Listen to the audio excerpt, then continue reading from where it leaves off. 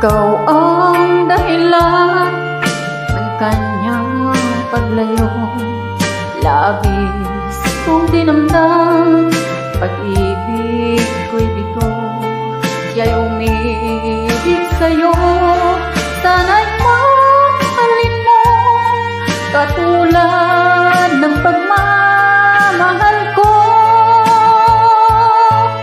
Nilimot niya ko nang dahil sa'yo, kaya kong tanggapin sapagkat kalad ko ang kaligayahan.